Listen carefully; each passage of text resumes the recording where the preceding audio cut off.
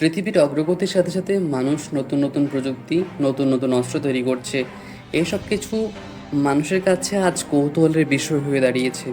প্রযুক্তির উন্নতির সাথে সাথে বিজ্ঞান এমন এমন মারণাস্ত্র তৈরি করছে যা পুরো পৃথিবীকে এই মুহূর্তের মধ্যে ধ্বংস করে দিতে সক্ষম।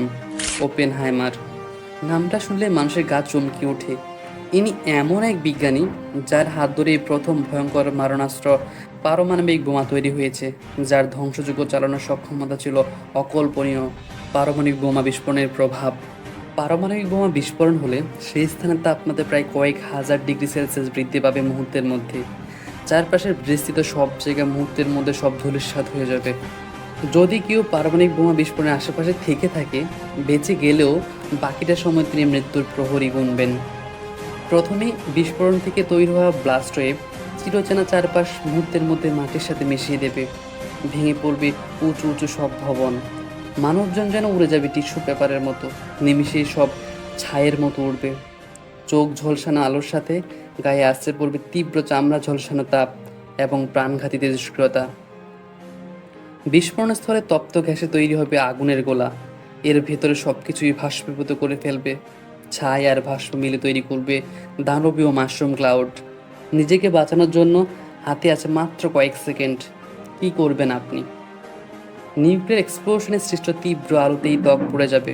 জাপানের সেই বিভীষিকায় 50% মৃত্যুর কারণ ছিল এই আলোর ঝলকানো। এই আলো চোখে পড়লেই অন্ধ হয়ে যাবে মানুষ। যদি এই ঘটনা দিনে ঘটে, তবে প্লাস ব্রাইন থাকবে মাত্র 2 মিনিট। যদি এই ঘটনা রাতে ঘটে, তবে আরও লম্বা সময় ধরে ভুগতে হবে। এর মধ্যে নিরাপদ জায়গায় সরে না গেলে বাঁচার আর কোনো সম্ভাবনা নেই।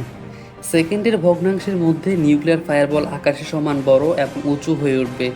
ব্লাস্ট ওয়েভে সেখানকার মানুষ সহ তার পায়ের তলার মাটিও উড়িয়ে নিয়ে যাবে।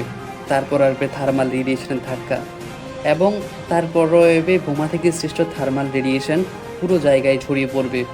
বিস্ফোরণ থেকে যদি আপনি 8 কিলোমিটার দূরেও থাকেন, এতেই মুহূর্তেই চামড়ায় তৈরি হতে পারে 1st ডিগ্রি বার্ন, এবং 3rd ডিগ্রি বার্নে মানুষ তার চলার সক্ষমতা হারায়।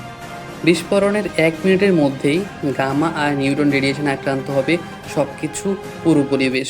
ব্লাস্ট ওয়েভ ও হিট ওয়েভ থেকে যদি আপনি বেঁচেও যান, কিন্তু তেজস্ক্রিয়তা থেকে আপনি বাঁচতে পারবেন না। পুরো পরিবেশ রেডিও অ্যাক্টিভ হয়ে উঠবে।